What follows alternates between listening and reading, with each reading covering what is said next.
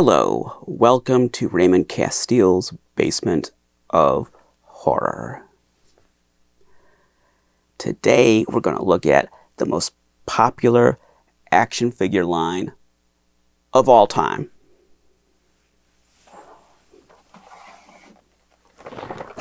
Skeleton Warriors. Look at that. Excited?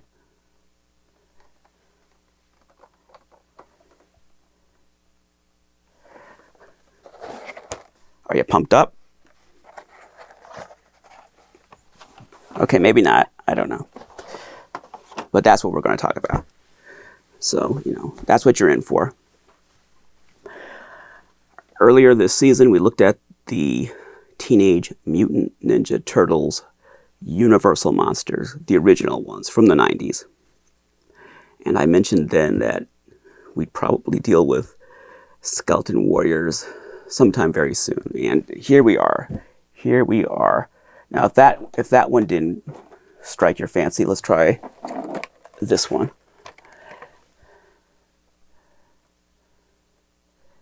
He's a little better, isn't he? That's a little more like it as far as monster stuff is concerned. Well, these are some crazy toys. And they're notoriously unpopular. So I don't know if anyone's going to watch this episode. Maybe not. But that's the chance I'm going to take. One of my lights has gone out. It was making noise in a previous episode. So it might look a little more moody than usual. A little darker. And I've had that problem before, so I need to deal with this light. I've got two TV production style lights, and these lights up here, but then I've got two very old lights that provide most of my illumination. And that one's been giving me a hard time for the last couple episodes, so I'm going to replace that before the next episode. But that has been a problem. You might remember the last episode, I was getting kind of scared at the end. I was hearing noises, like, what is that? What's going on? The lights were flickering. It was like a poltergeist. I don't know. It was really worrisome. I was kind of scared. But it was because this light was, I don't know if it's shorting or if it just needs a new bulb. We'll find out. But it's out of commission. As I warned you, the schedule has been kind of erratic lately, and I don't think it's going to get much better. We still have a few more episodes left this season. I don't know exactly how many, but we're getting close. We're getting close to the end. I'll try to get these episodes up as regularly as I can, but it's difficult this time of year, so please bear with me. If it's every other week or something like that, bear with me, and I'll get as many of them to you as regularly as possible until the end of the season, which is coming up. And I think it's just as well I didn't have an episode a couple weeks ago because we had a big weekend with New York Toy Fair and ZoloCon. I don't think I'd ever heard of that before this year. Then it just blew up and everyone was talking about it. ZoloCon. And Transworld Halloween in St. Louis, that kind of got lost in the shuffle. I was going to go to Transworld. I thought about it, and I thought, it's a $100 ticket. I'd done an episode once before covering that, where I walked around interviewing people and looking at the Halloween stuff. Maybe I'll do it next year. I don't know. Maybe. I don't think that episode caught the world on fire. If you'd like to see me cover Transworld next year, let me know. In the meantime, you can go back a couple years and see that episode and see what you think of it. But covering something like New York Toy Fair or ZoloCon, that's out. Forget it. I don't have the budget for that. Where I'm located, I can't get there from here. It would cost a lot of money. And New York Toy Fair, I'm not even sure if I could get into that. Maybe through someone I know, I suppose. Perhaps I could get into New York Toy Fair. But, I think you have to be a vendor to get in there. But anyway, whatever the situation, that's not what this channel is about. I'm not here to give you the latest news on what's happening in the world of toys. That's not the format here. Everyone was talking about New York Toy Fair and the new offerings, so I guess I could give a couple of thoughts. Nothing really jumped out and excited me very much. The things that were most interesting were things that had already been revealed. I don't remember gasping at anything and thinking, wow, they're going to make that? Oh boy. We already knew about, like, let's say, Trick or Treat Studios, their Beast of Blood, and their Shock Monster figure. Of course, those are things that I'm interested in, but we already knew about those. I'm surprised NECA didn't unveil 20 more Ben Cooper Kid waves. They only revealed one new wave that we hadn't seen before, and it was a licensed wave, and it was a mix of fantasy costumes that never really existed, and a few that did exist, like Jaws, and almost said that like the old trailer Jaws. Well, you didn't come here to talk about conventions we didn't attend, so let's talk about what we're here for. Okay, let's talk about Skeleton Warriors. Now,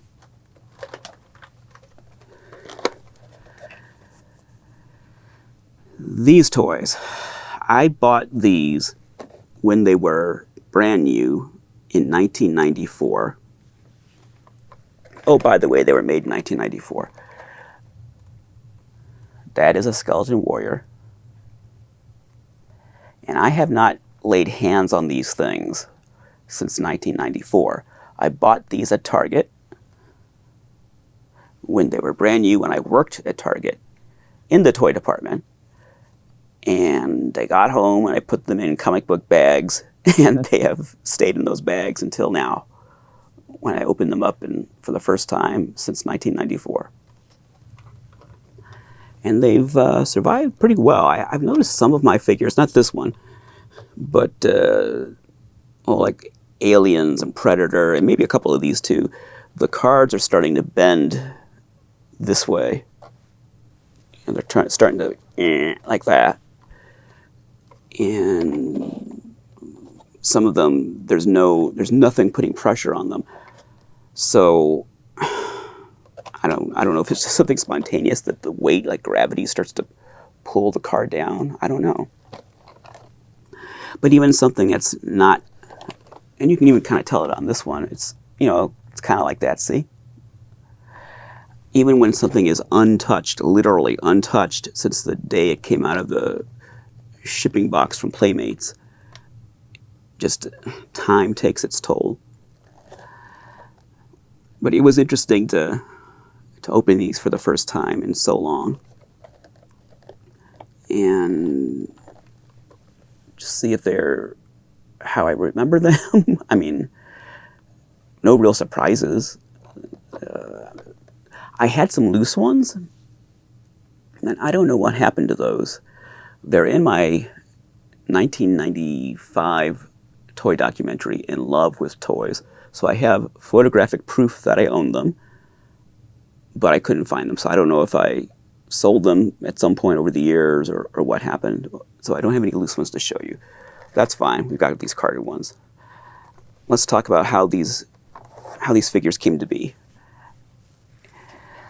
So, Skeleton Warriors, made by Playmates, same company that made the Turtles, Dick Tracy, Star Trek, Next Generation, original series, etc. Playmates, they were really the king of action figures in the early 90s. But they didn't come up with this idea for Skeleton Warriors.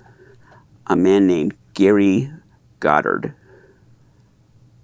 came up with the Skeleton Warriors. He was co-chairman and CEO of Landmark Entertainment Group. He, Gary, and his company had produced live events, like live appearances, people in costume, based on the Teenage Mutant Ninja Turtles and Masters of the Universe.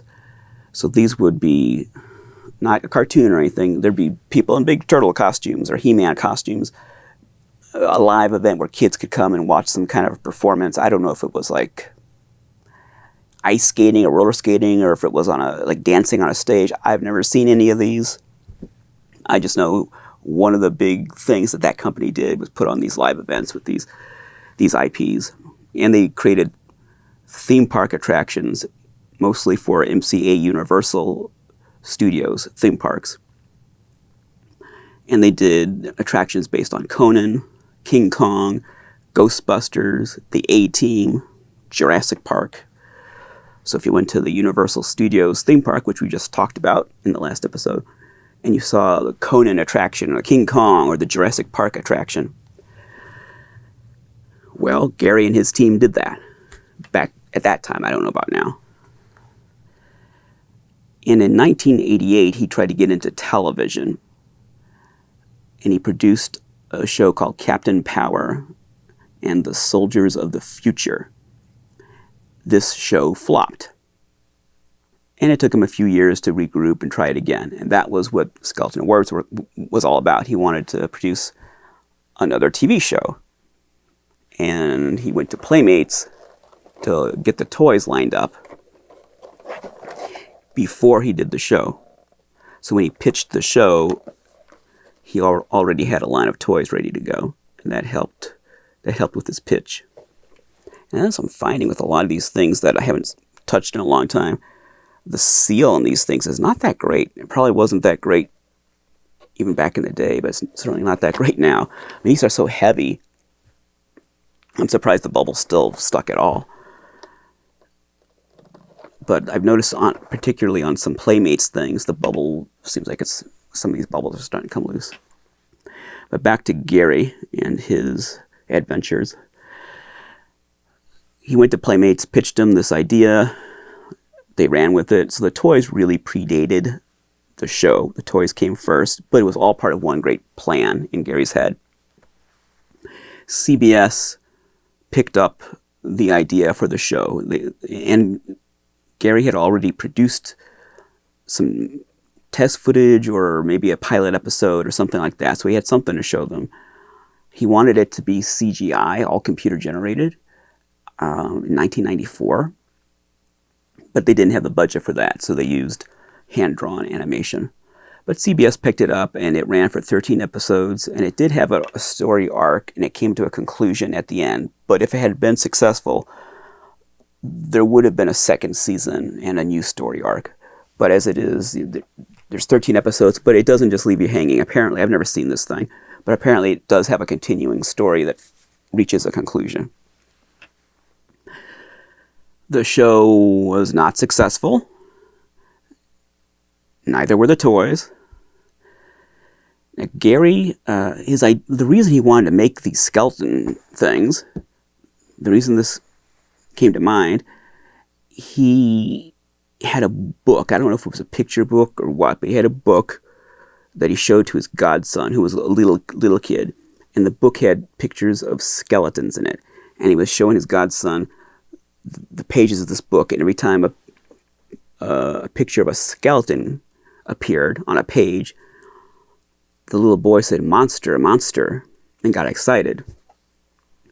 And so that put the idea in Gary's head that there's something universal about skeletons, that they're scary and they're evil, and kids like them, kids get excited about them. So that's what started him thinking about doing something to do with skeletons. So he followed that through, got the toys made, got the show on the air, and at the New York Toy Fair, the thing I didn't cover, at the New York Toy Fair in 1994, I didn't cover 94, and I didn't cover 2025. Probably won't cover 2026, I imagine. But at New York Toy Fair 1994, these toys, these skeletons, were the big thing. They were the hottest ticket at the toy fair. And I remember back then the buzz around these things. I was writing for Lenny Lee's Action Figure News and Toy Review. And I remember talking to Lenny Lee, the publisher, and other people, other collectors at the time. And everyone was so excited about these skeleton warriors. Everyone thought that this was just going to revolutionize the toy business. This was going to be the greatest thing that there ever was on toy shelves. There was a lot of excitement. I'm not sure why. I don't remember being... Well, I was excited. I didn't think they were the greatest thing at the time because I thought they were too stylized. I thought they were too busy. I thought if they were scaled back a little bit and more like a Harryhausen skeleton and not so overdone, I thought they'd be more popular. You could identify a little more with them. More like, let's say, the Pirates of the Caribbean model kits, something more in that vein. I thought they were just a little too much. I was excited, but I didn't think they were going to be the biggest thing. Like everyone else was sure that this was the second coming.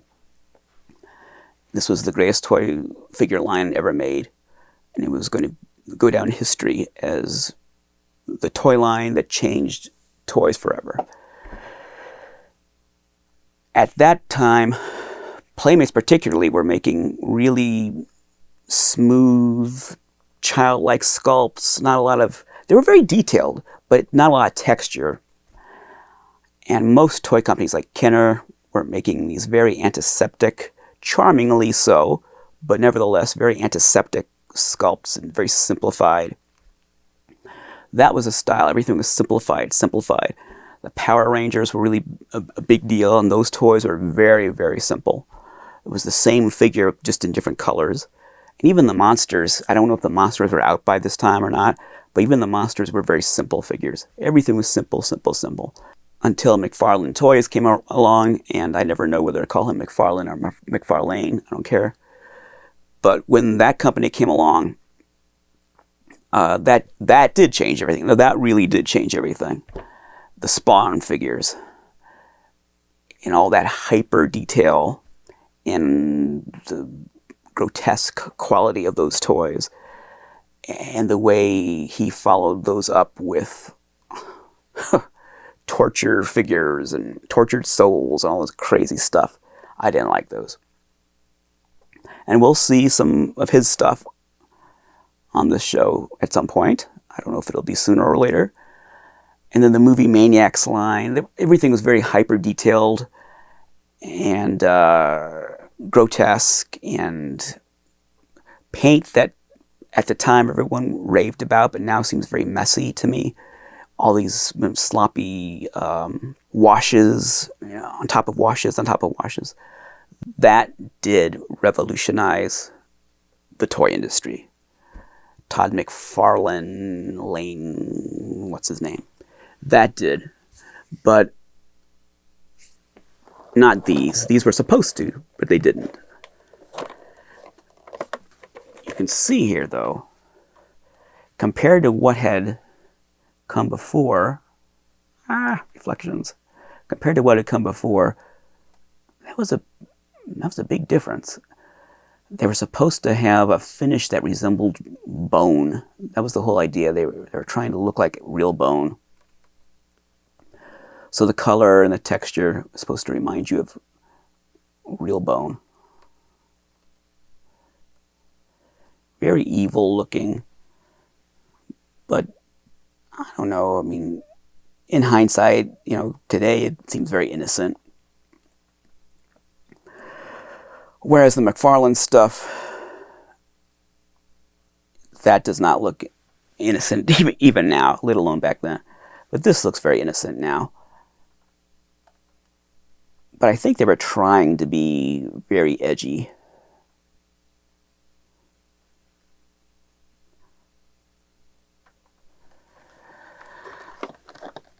Let me see what characters we have here. There are 1, 2, 3. Looks like there are 8 characters total. 5 villains. The skeletons are all the villains, and 3 heroes. And many people have said that that was the problem, that it was a line made up of villains when they really should have put out equal numbers of villains and heroes. Or they should have made the skeletons the heroes. They put out the skeletons first, and then they shipped the heroes sometime later. And the skeletons, like I said, I bought these when they first came out. But the heroes, I must not have bought the heroes when they first came out. Because here is a hero, Ursak the Guardian. Ursak. I don't know. Because I haven't seen the cartoon. There's one of the heroes. And you can see his card. Well, maybe you can't see it, but it's got issues. Yeah, right there. So I can't imagine I would have bought that like that right out of the shipping case. So I think, and this is one of the, there's different variations on this. This is one of the first ones because it's got that logo on it. They don't all have that. Like for instance, I don't think this one does. Yeah, see. That's a little later. Even though these were only out for a short time, it was long enough to have variations. So I think by the time the heroes came out, they may have hit the clearance shelves like that. And maybe I bought this off a clearance shelf because it's got this wear and tear on it. I bet I did wait to buy the humans because I wouldn't have been excited about that. And then I probably thought, well, for the sake of completeness, I guess I need to buy the good guys. And by then they had probably been beaten around a little bit and might have been on a clearance shelf. I don't know. But it's odd that I know the skeletons are all pristine and the heroes are not. Like in my collection, because I probably waited to buy those, and they came out later, and there was some distance between them. When the Skeleton Warriors first came out, they had these gold vac metallized parts, and this one doesn't really show that very well. Here's one that shows it perfectly. Okay, look at that.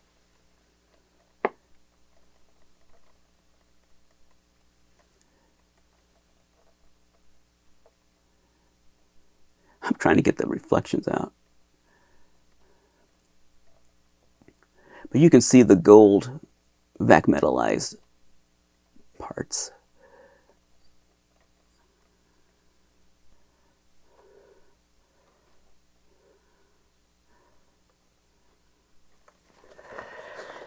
They only used these gold parts for a short time, and then they switched to either like a chrome or a silver. I've read different things. I mean, I only own these gold ones, so I don't know firsthand. I only can see what I have.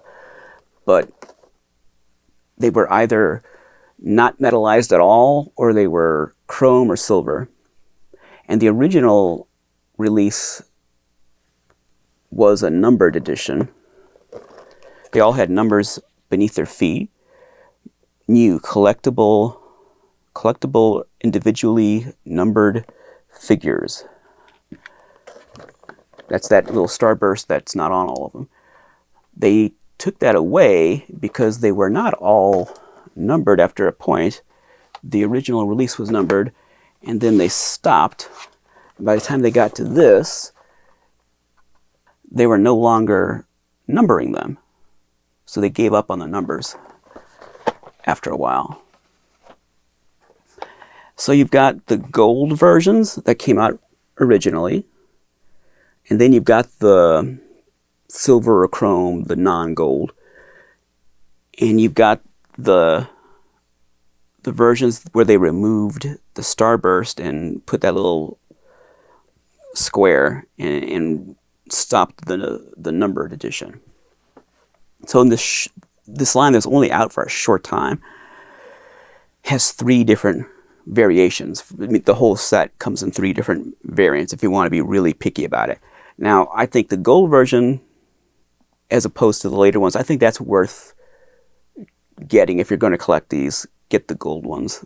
Those are the first editions, and I think they look better with the gold, and that is something special. After that, I wouldn't care about whether... I don't know if... I know there are no gold ones that don't have the starburst. I don't know if once the gold went away, if the starburst was still there for a while. I'm not sure. If you're going to buy these at all, go for the gold. Go for the gold versions. They're the first ones. They look the best. The little starburst looks cool instead of the box. You might as well get the gold ones if you're going to collect them, because they are very, very common. No one really wants these. Nobody cares. So as long as you're going to go for it, go for the best ones. Might as well. So the 1994 Toy Fair comes and goes. Everyone's really excited. There's all this buzz. There's legitimate news articles about these things. Lots of media coverage, not just the toy collecting magazines, but the mainstream media covered them. And then the toys finally hit the stores. And they warm the peg hooks. They just sit there. Like dry bones.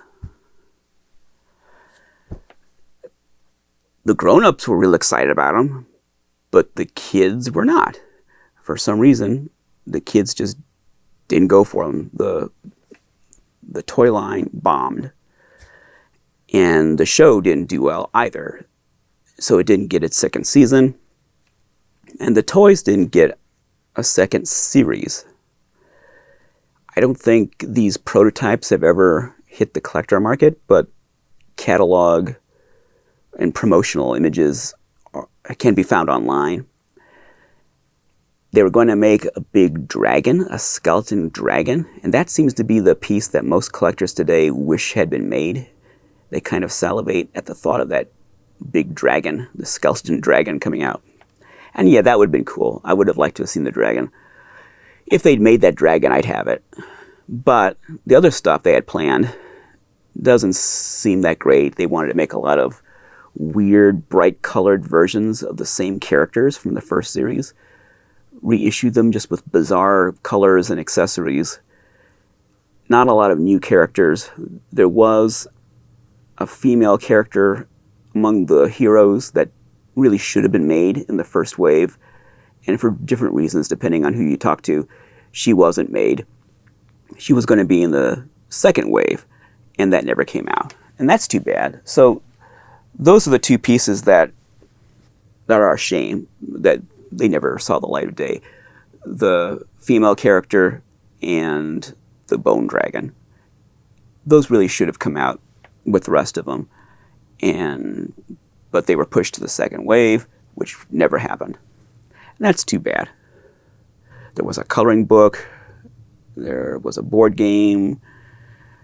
Video games. Marvel Comics made a comic book series. They really thought this was going to be a big deal. In 2002, a company called Replay reissued this line. They didn't make the unproduced figures. That would have been cool. They didn't do that. And I don't think they made all of the original figures. I think they made 6 instead of 8. I think they left out a couple of skeletons.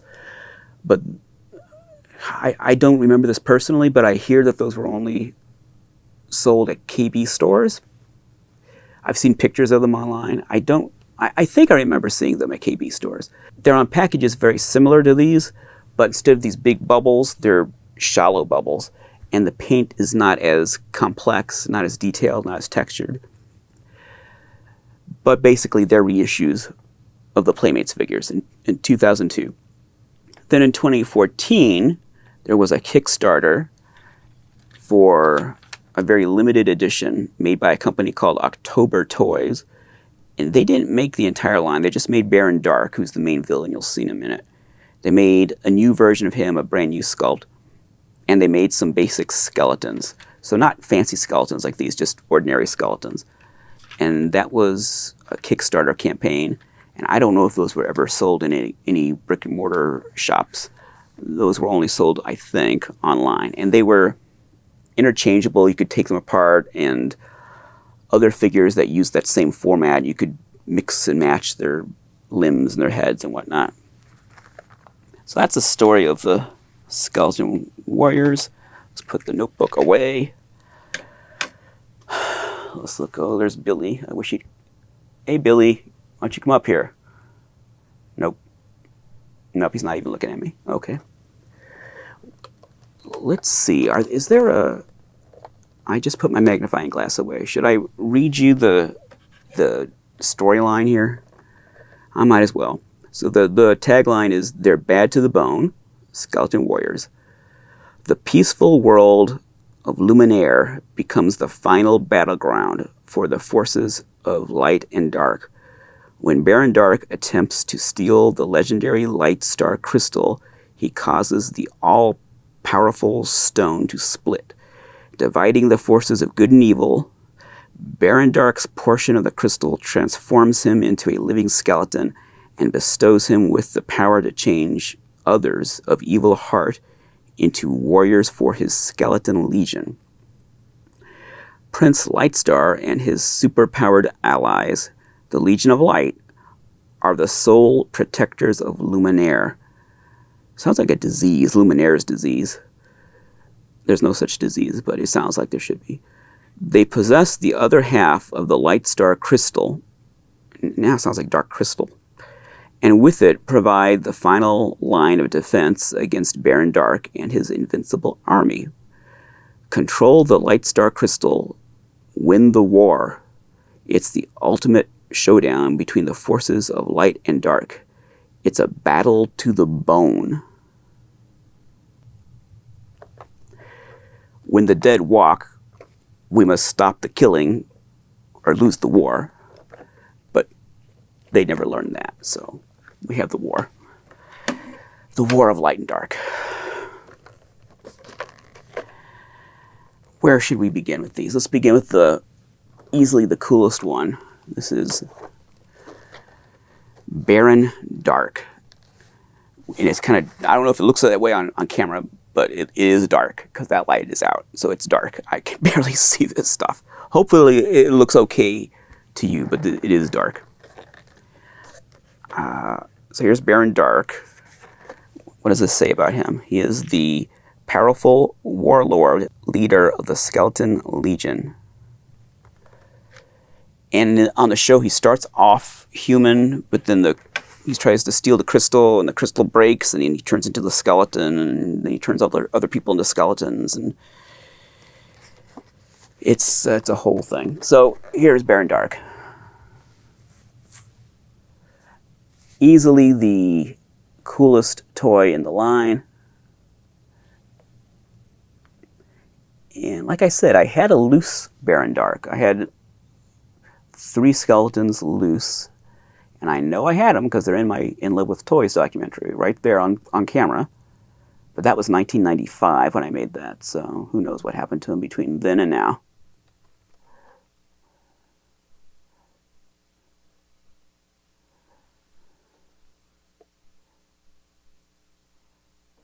He's pretty neat. He reminds me of Evil Ash from Army of Darkness. And I'll probably kick myself if I've got the dates wrong, but I think Army of Darkness came out before these.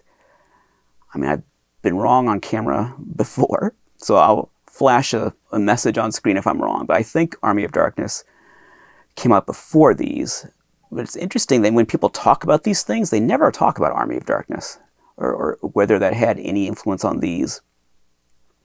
If it came out first, or if these had influence on it, if these came out first. I think Army of Darkness came up before these. I could be wrong.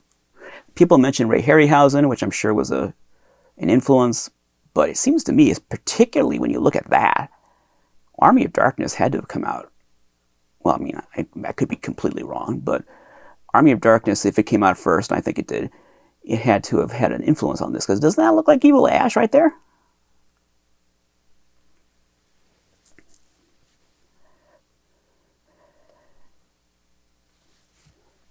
And maybe the reason no one talks about Army of Darkness in relation to these is because that's exactly where they came from, and no one wants to admit that. I don't know. I'm just guessing. I'm just speculating. I'm just speculating. But these do seem like unofficial Army of Darkness toys, honestly. I mean, the vibe is Army of Darkness. Really, the more I think about it, the more it just nails it. I don't care what the chronology is. I don't care. These toys. See, I would have looked that up if I thought of it. I didn't think of it until right as I'm sitting here right now.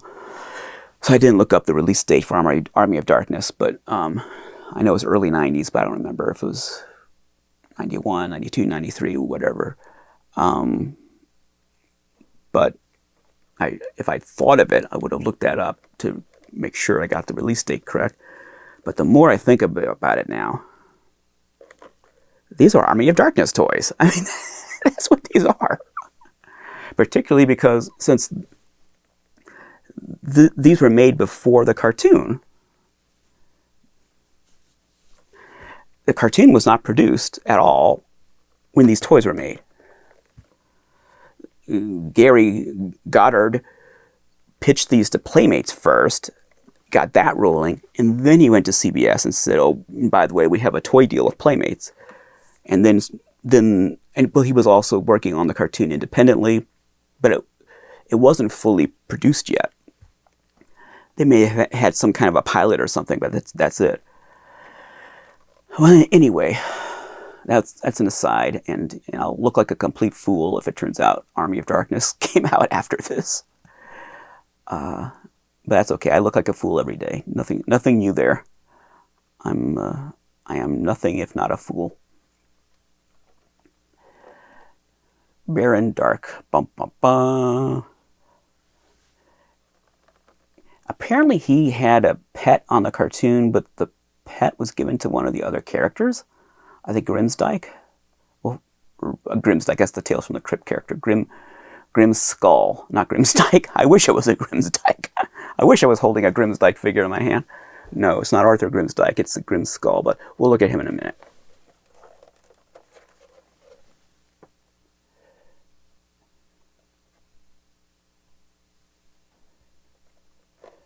Those are all the characters that are in the line. This was pretty common at the time, little info box about the character of Baron Dark.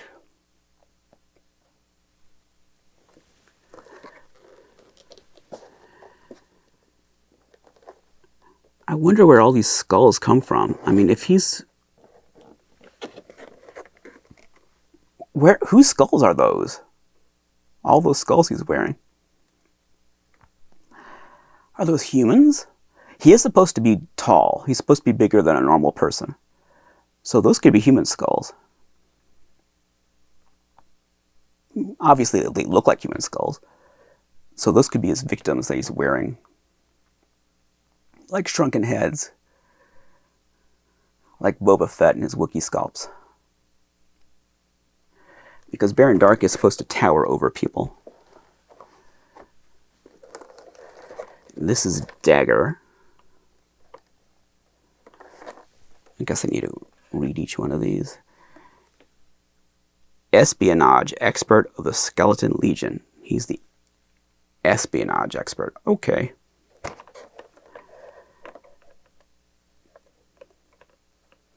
don't see a lot of gold on him. But I bought all these at the same time. There's Dagger. And I see Army of Darkness. It's not just the design, it's the attitude. It's the pose, it's the attitude. It's just, it has a very Sam Raimi quality. Am I nuts?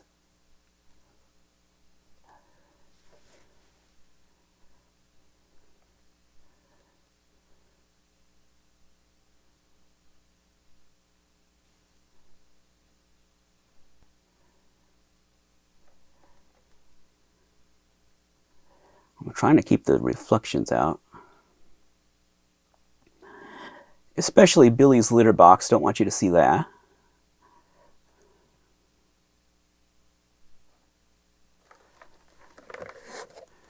There's Dagger. And they've got all these weird accessories.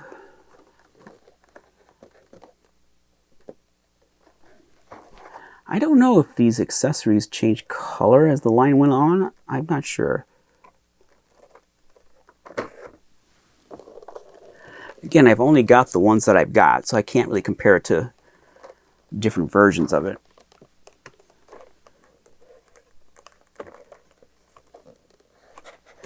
This is Aracula, Arachno Assassin of the Skeleton Legion. He's pretty cool. Now, he has a Harryhausen kind of look. I mean, he looks like something Ray Harryhausen would have animated.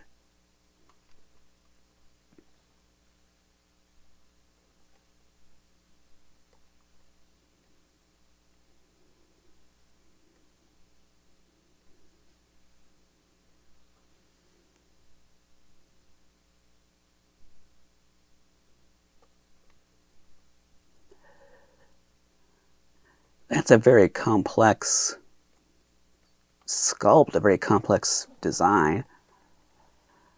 I mean, you got to hand it to them. They put a lot of work into the sculpts. And they're very complex, very elaborate. All those arms. A lot of imagination. And that's a pretty neat figure. Just that right there.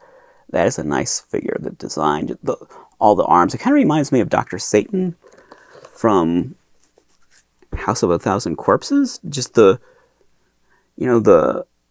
mouth, and because Dr. Satan has like kind of mechanical arms like that. He's got real arms, and he's got like mechanical arms with like, I don't know, hypodermics or something. It sort of has that look, doesn't it? I'm not saying that's where Dr. Satan came from. But do you not see Dr. Satan in there? It's a stretch, I know, but I look at it and I'm either seeing Sam Raimi or I'm seeing Rob Zombie or I'm seeing whatever. I don't see Ray Harryhausen in most of these. That's what, most people go to that. I don't see a lot of Harryhausen influence in these things. I think the idea of fighting skeletons, yes, of course, anyone doing fighting skeletons, it owes something to Harryhausen, but the character design, I'm not sure about that. This is Shriek, not of the Mutilated, just Shriek, the evil temptress of the Skeleton Legion. And I think she's one of the better ones, too.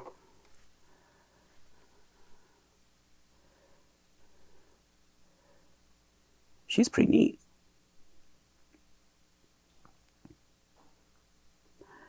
And she has rooted hair, not sculpted hair.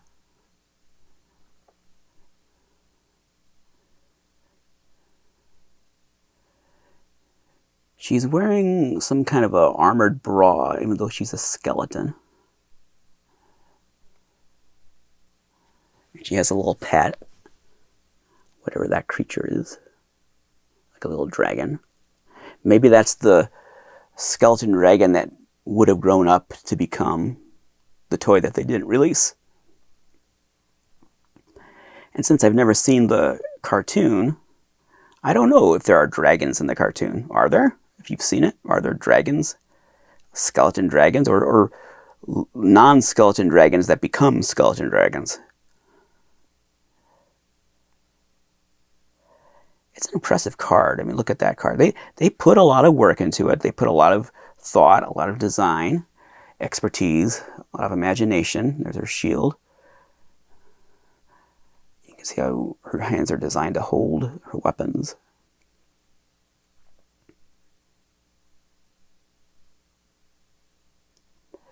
She's cool. I mean, they're all cool. I can't fault the toys. They're all cool. They're, like I said, I think the design's a little busy, a little overdone, and that was of the time. But well, I say that. Like I said, it really wasn't, though. The trend was to have simple sculpts. it was of the time that was to come. Over the next several years, that would be the norm. Toys would be very busy, overdone, ornate, overcomplicated. And this was really the start of that. Who is this guy? Dr. Cyborn. Cyber Scientist of the Skeleton Legion. They're all of the Skeleton Legion, all these bad guys. Includes spring-powered acid blaster, raw skeletal detail. I guess they all have raw skeletal detail. And they all come with a mini comic and collector poster. Oh, there's a poster in there. They all have posters and comic books inside.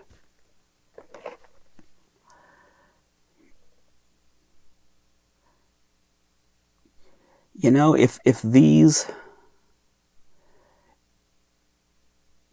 were more rare, collectors would be stumbling over themselves to get them, because they're cool toys. They're cool toys. They look neat, but they were flops. And sometimes when a toy's a flop, it's very hard to find later because they don't make very many of them and no one bought them. But in this case, these are very easy to find. Maybe not these early gold versions. No, maybe not that. But just in general, if you're not concerned about what version you're buying, you just want the characters, they're very easy to find.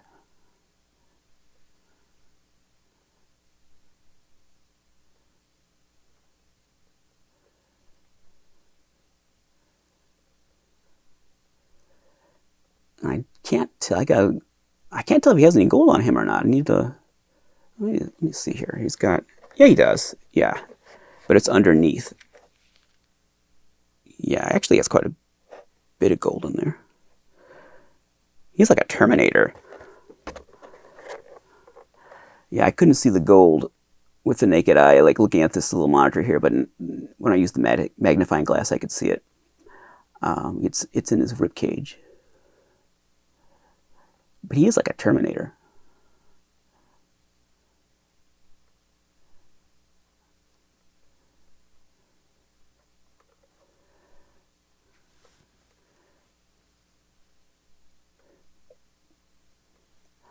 I would guess a kid who's into this style of toy would have gotten a real kick out of these things.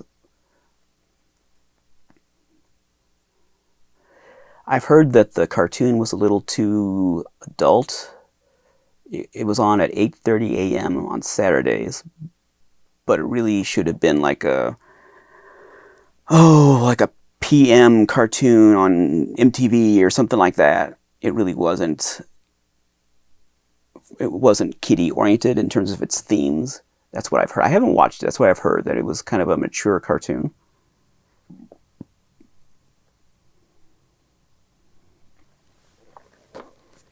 So let's see, that's 5. Yeah, so that's all the bad guys. That's all the skeletons.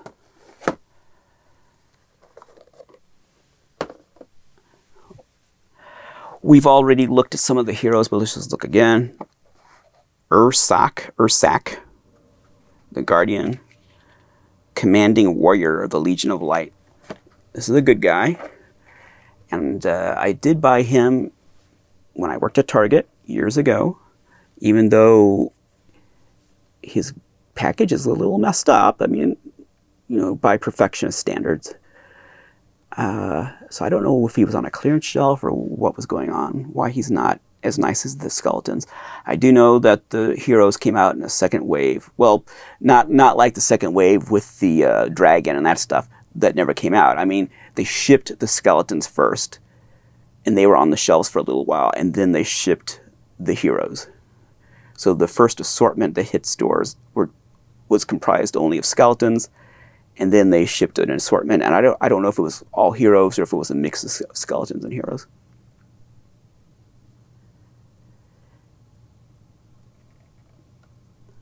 I kind of sort of remember the heroes being hard to find. I mean, I don't know. They were peg warmers, so how hard could they have been?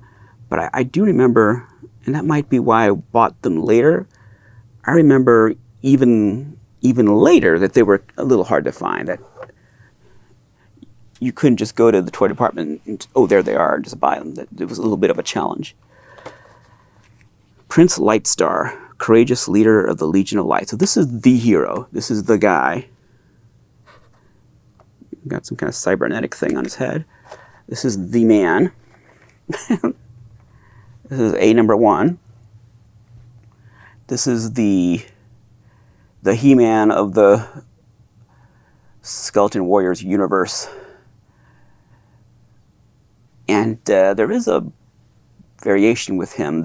He has a gold sword, but I know there are other colors. I think red is the more common one, but this one has a gold sword. However, he's got that box, so this isn't one of the early ones, so I don't know what the deal is with the color variation on the sword, but I do know there is a variation, and this color is the less common one. So maybe this was the last one to come out. Maybe that's why it's less common. Maybe it was at the tail end. I don't know. But I think the more common color is red. I don't own it, so I don't know, but I think if you find him, you're probably going to find a red sword. This has gold. Not much to say about him. I mean, he is what he is. He's the good guy. Pretty vanilla. And it's too bad they didn't make the woman. I don't know what her name is. I don't think I have her name written down anywhere. But I've seen pictures of her, and she would have been cool. They really should have. They should have included her with the line in the first place, and they should have put that dragon out with the... They made 2 sort of vehicles, if you want to call them that. They should have had the dragon out with those. Here's Grimskull, not Grimsdyke, Grimskull, shadow jumping warrior of the Legion of Light. Bone bashing good guys. Do they all say that? Yeah, bone bashing good guys. And Grimskull includes a spring-powered blast staff. And this is red, and I haven't seen another color for that.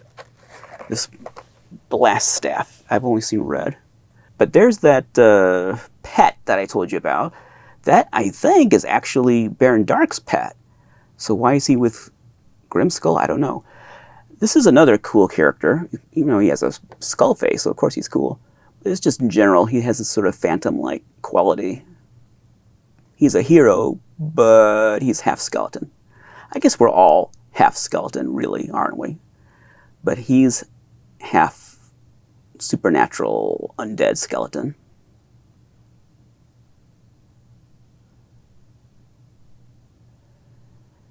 And I think he was supposed to be in charge of guarding that crystal. And I don't know if he was in league with Baron Dark, like he's kind of a traitor, and then changed his mind, or what happened, but he was responsible for Baron Dark getting access to the crystal, because this guy was supposed to be guarding it. And then that's when Baron Dark took possession of the crystal, and it broke apart, and then the energy was released, and then the energy turned Baron Dark into a skeleton and gave him the power to turn other people into skeletons, and so on and so on and so on. That's the mythology of the cartoon. So I think this guy started off as kind of a traitor, and then he became a hero. He's one of the better figures in the line. I mean, they're all nice. The 2 human heroes are not that spectacular, but this skull guy, he's pretty cool. And the colors are nice. I like that purple. He just has that kind of roguish look. You can tell he's a rogue. He's good, but he's not that good. He's not all good. He's good for now. He's good when he wants to be. Really nice sculpt on that head, though. Anything different back here? No, I don't think so. What does it say about that little pet?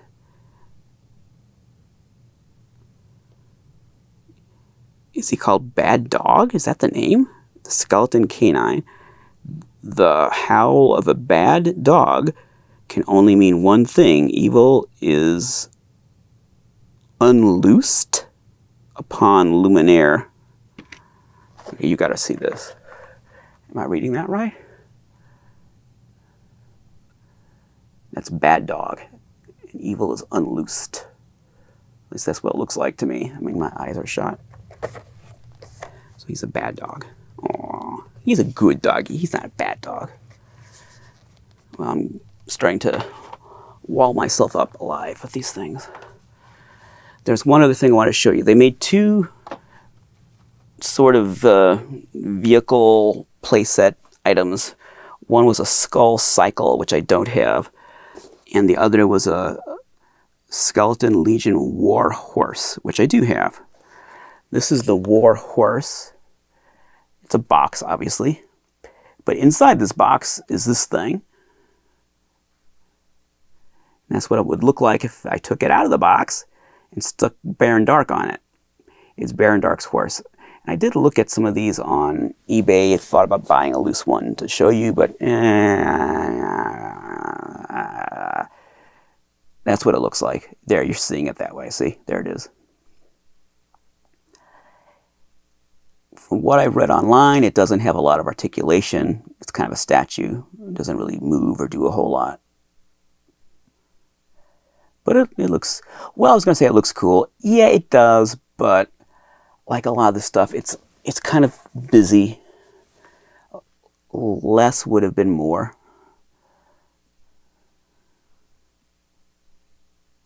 I really wish the Nightmare Warriors had put out the skeleton horse they were going to make.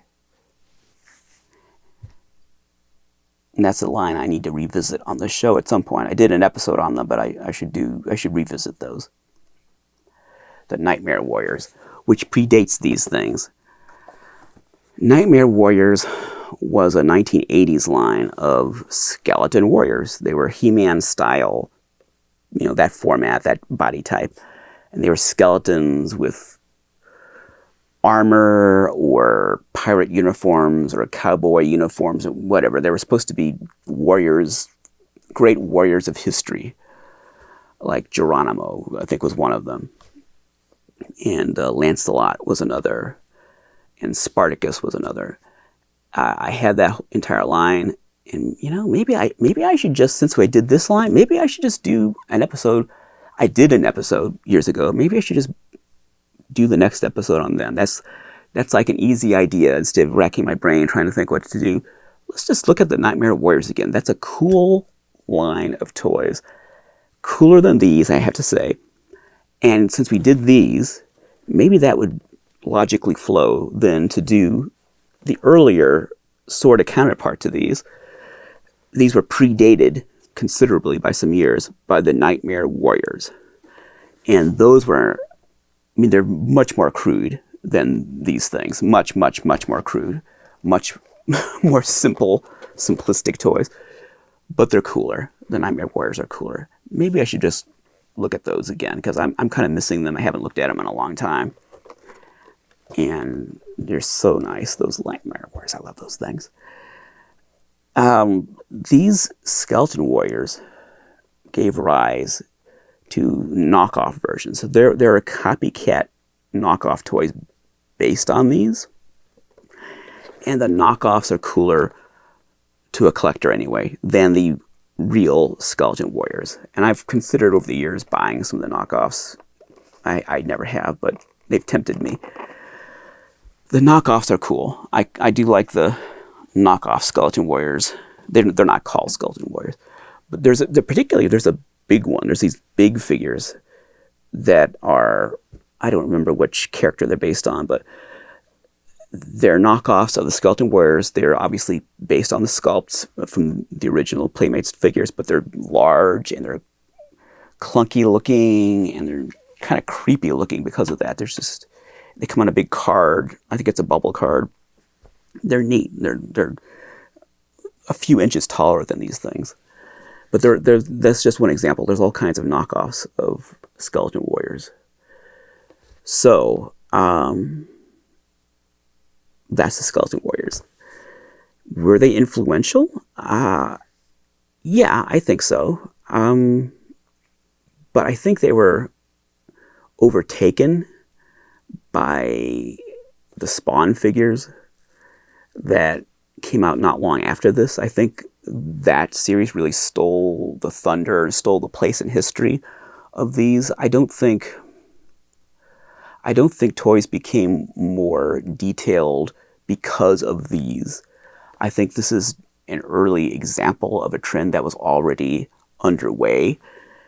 And I think the Spawn line really deserves its place as the figure line that really kicked off the hyper detail in the 90s, moving away from the very simplified toys that had been the norm up to that point for the last several years, from Playmates and Kenner, and replacing that aesthetic with this very highly textured, highly detailed, very grotesque style. I think Spawn is really the figure line that set that standard and made that the norm for several years.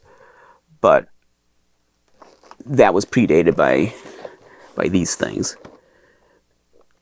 I don't think these led to that. I think that was a trend that was already in the air, and these were one of the earliest examples of the toy industry moving in that direction. It's a shame, I guess. I was going to say it's a shame that these are not more popular, but it's good for you if you want to collect them, because that means you can get them easily. They're not expensive. They're pretty easy to find on eBay. And maybe someday they'll have their day and they'll be more popular. I kind of doubt it, but maybe. Well, I think that's it. I think we've talked enough about Skeleton Warriors. I don't know if anyone's going to watch this episode because, like I said, they're not very popular. But I did the Turtles earlier, so I thought, what the heck, I'll do these. I'll do another Playmates line. I hope you enjoyed it. I'll be back soon. Maybe we'll do Nightmare Warriors. I don't know. We'll think about it between now and next time, but it might be a good segue. We'll see. In the meantime, I did them once before. You can go see that old episode. But, I'm trying to revisit a few things I did in the past, now that supposedly I have better production values. That's up for debate. But that might be one to revisit. We'll see. All right. Well, thank you for joining me. I appreciate it. Until next time, the one who dies with the most toys is dead.